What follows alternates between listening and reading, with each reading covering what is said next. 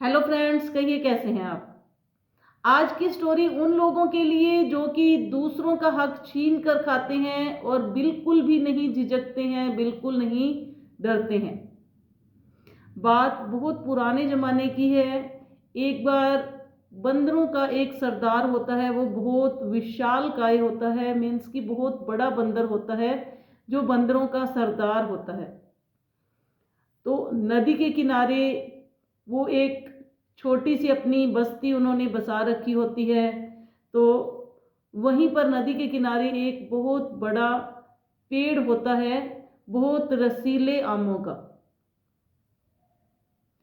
तो वो बंदर रोज फल तोड़कर खाया करते हैं। और एक दिन बंदरों के राजा ने, सरदार ने कहा कि ये जो इतने सारे यहाँ पर हमारे फल लगते हैं, इतना हमारे पास बड़ा विशाल पेड़ है आमों का, तो अगर इन पर इंसानों की अगर नज़र पड़ गई तो वो हमारे लिए बिल्कुल भी नहीं छोड़ेंगे, यहाँ से सारे आम ले जाएंगे और हमें भी मार देंगे।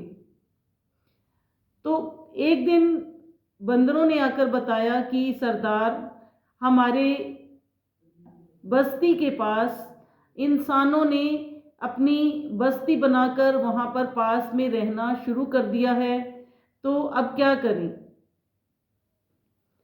तो सरदार ने बताया कि जितने भी आम हैं पेड़ पर, सारे के सारे गायब कर दो। उन्होंने वैसे ही किया, सारे आम वहां से तोड़कर छुपा लिए।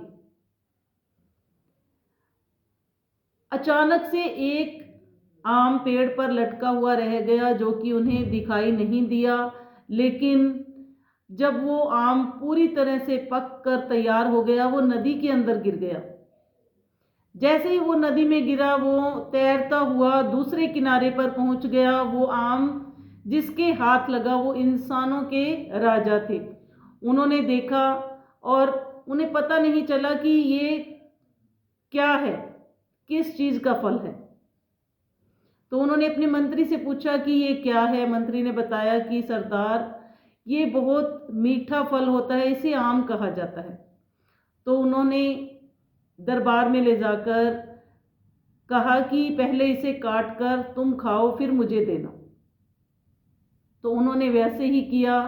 जो उनके सेनापति थे या मंत्री थे, जो भी, आम को काटा गया, पहले उन्होंने खाया। उसके बाद राजा ने आम को चख कर देखा और कहा, ये तो बहुत स्वादिष्ट और मीठा है, इसका पता करो कि ये कहाँ पर इसका बगीचा है। तो सारी सेना को लगाया गया उस बगीचे को ढूंढने के लिए। तो उन्होंने ढूंढ निकाला उस बगीचे को और आके अपने राजा को क्या बताते हैं कि सरदार, वो बगीचा तो हमें मिल गया है, लेकिन उस पर बंदरों का कब्जा है। तो राजा ने कहा कि उन बंदरों को वहां से गायब कर दो, खदेड़ दो। तो जैसे ही बंदरों को ये सूचना मिली कि इंसान हमारे ऊपर कूच करने आ रहे हैं, हमें खदेड़ने के लिए आ रहे हैं, उन्होंने अपने सरदार को बताया कि सरदार, ऐसे ऐसे करके इंसान हमारे ऊपर हमला करने के लिए आ रहे हैं।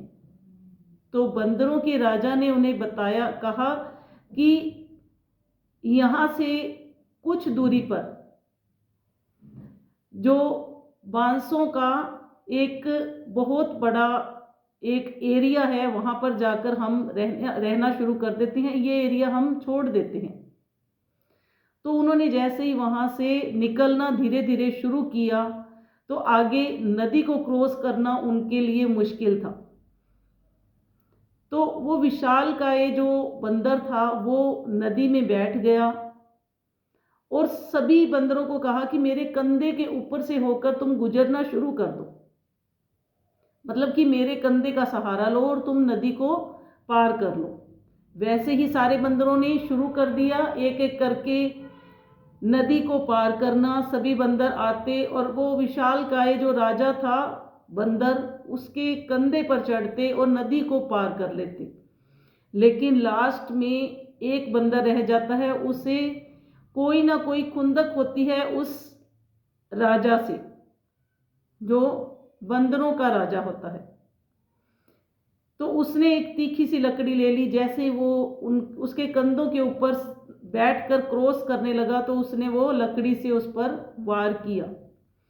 तो वो लकड़ी उसके मुंह पर लगती है और वो लहूलुहान हो जाता है, जो उनका राजा होता है बंदरों का।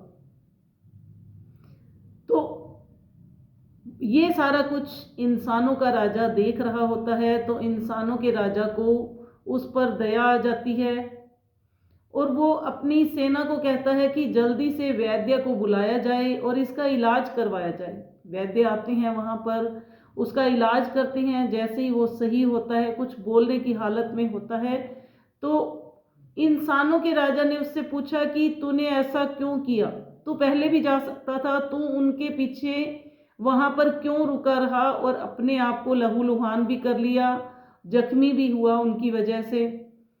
तो उस बंदरों के सरदार ने बताया कि मैं इन सब का राजा हूं, मेरा फर्ज बनता है कि मैं यहाँ पर